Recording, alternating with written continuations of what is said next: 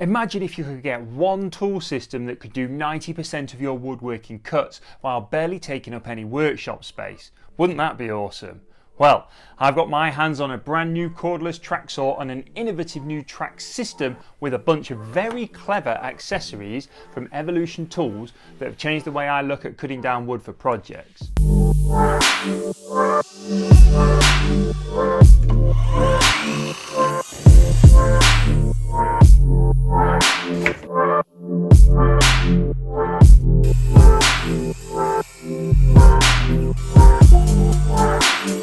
You get that for free.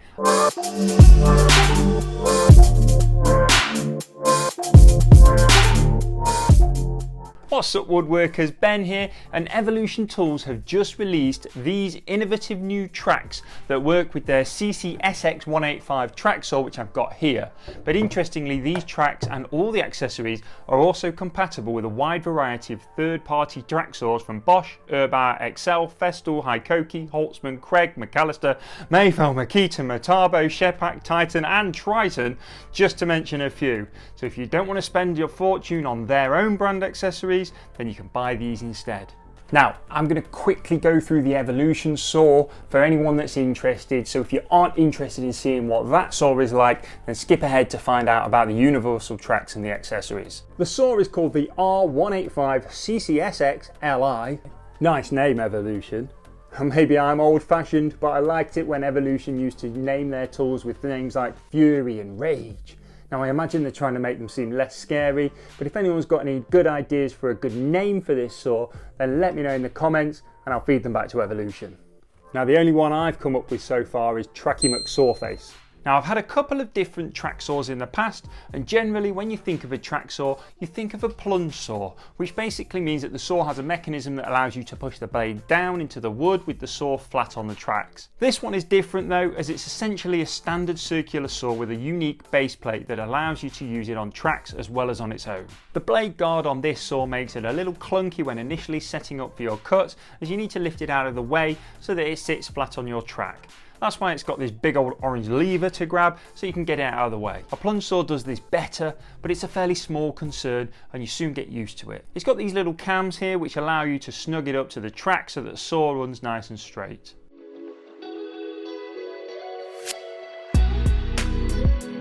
The saw features a 45-degree bevel and cuts to the depth of 64mm on its own, with 59mm when you use it on the track. Even with the 4 amp hour battery installed, it feels relatively light and very well balanced. Now I'm really pleased to see that the dust port is properly oriented so that it doesn't angle into your hands like my old Erbauer one did. But unfortunately, because this isn't a plunge saw, the entire side of the saw is open, so this dust port doesn't really do a lot anyway, because it'd essentially have to create enough suction to pull the dust from this entire open section on the side, which it simply doesn't do. On a side note, I use this little wet and dry vac from Evolution Tools for my smaller tools like the track saw, a sander and router, and it's awesome. The power takeoff is such a handy feature too. You can even get a battery version as well. It's got a buttery soft start with a brake that stops the blade really quickly.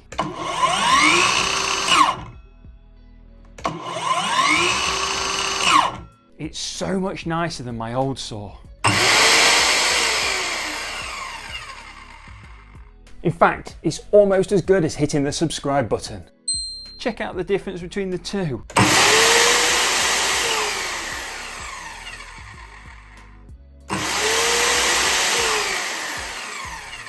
It may not come across as well on camera, but trust me when I say it, the soft start and electronic brake makes a huge difference. It comes with the usual multi-material blade from Evolution Tools, which is one of their big selling points as it cuts, well, multi-materials. Things like wood, metal and plastic. It's a great blade if you're using it on reclaimed wood and you're worried that there might be an old nail or some metal in it. However, for general wood and sheet goods like MDF and plywood that I tend to cut, I prefer to swap the blade out for a specific wood blade. I've got this 24 tooth one from Evolution. I've also got this 80 tooth blade from Saxton Blades. And I tend to use the 24 tooth for rougher stuff or ripping long lengths of timber, but to be honest I tend to prefer the higher tooth count blades in general, as the finish is so much neater with them. And it makes for a neater cross cut as well. The only weird thing that threw me off when changing the blade was that when you hold the multi-material blade with the printed side facing you, it has the teeth going in this direction, which means that you install it on the saw with the printed side facing out. Whereas if you hold the wood blades with the printed side facing you, the teeth go in the opposite direction, as you can see here. This is particularly relevant when swapping the blade out, as you could easily get it wrong if you're not paying enough attention. A little tip here is to always check the saw, as there will be an arrow in the direction that the blade will spin, so that you can indicate which way you should install the blade.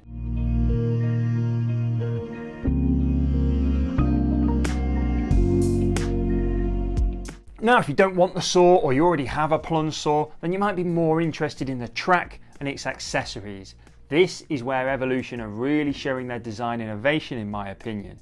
They showed a lot of innovation on their recent table saw, which I love, and they've done it with their new tracks too. These tracks are designed to work with pretty much any track saw, and they've been completely redesigned from the old ones. One of the problems I had with the old ones was that when you tightened up the bars and to join the two tracks together, there was no stop on it, and it could sometimes feel a bit loose, so you could quite easily end up over tightening it, which, if you weren't careful, would leave these little bumps on the other side of the track. These new connector bars are completely different though. Firstly, they're less fiddly, and secondly, they have an oval shaped washer thingy that you could just turn a small amount to loosen or tighten the track. I found that generally I only tighten the one end for storage, which means that I can quickly adjust it to where I want it to join the tracks together. And then I just tighten all four up when it's set up. It's even got a little red line where it can show you where the joint should be.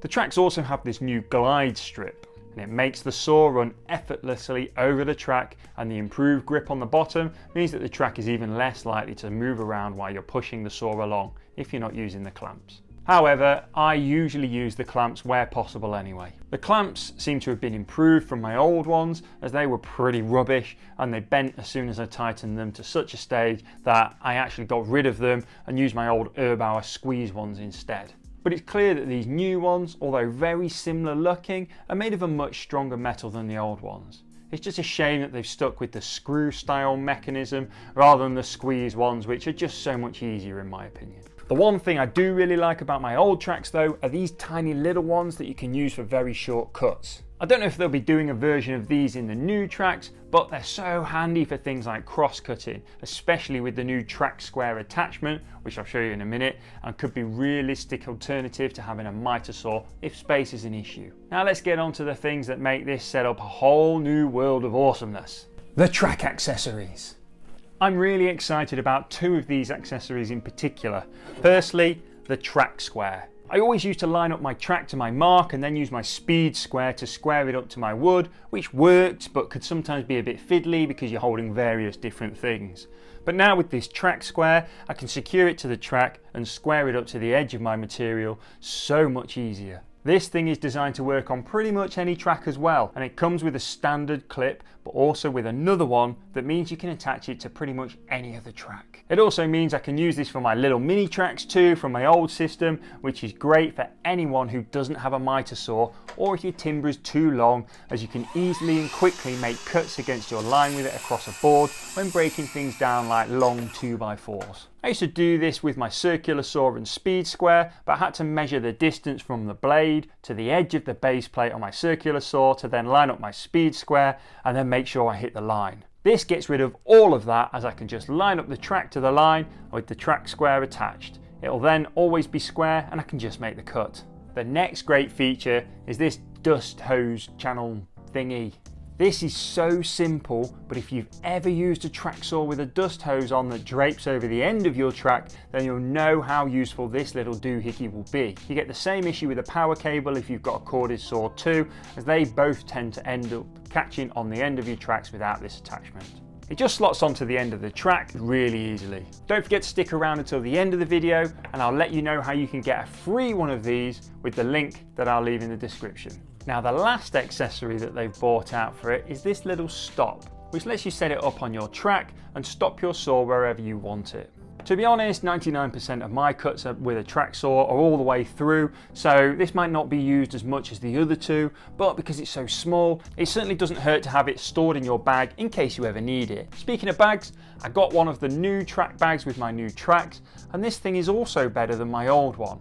The old one was a smidge too tight really, which made getting the tracks in and out a bit of a squeeze, but they seem to have given a little bit more room in this one, which makes life so much easier. The pocket on the side here is a good size and fits all the accessories. I like to think that they designed it so that the track square fits perfectly, but if not, it was a lucky guess, as it certainly does.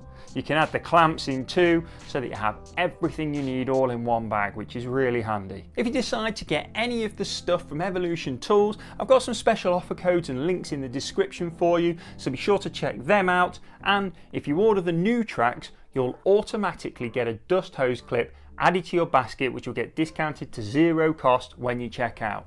You get that for free and I get a small commission, which really helps me to keep making content, so thank you in advance if you use any of the links or discount codes in the description. I think this tool setup is a great all-rounder for people thinking about getting a new circular saw or a track saw. Get this one, as it does both. If you already have a track saw but want some new tracks, then I highly recommend getting these tracks along with the accessories, so that they're just so simple but they're so good. I'll put a link here to another tool review in case you're interested, and if you've made it this far, I'd really appreciate it if you could quickly hit the like button and drop me a comment, as it tells the YouTube algorithm that I'm not doing too bad and it'll push my videos out to more people. If you've not subscribed yet, then go ahead and do that too, and I'll see you on the next one.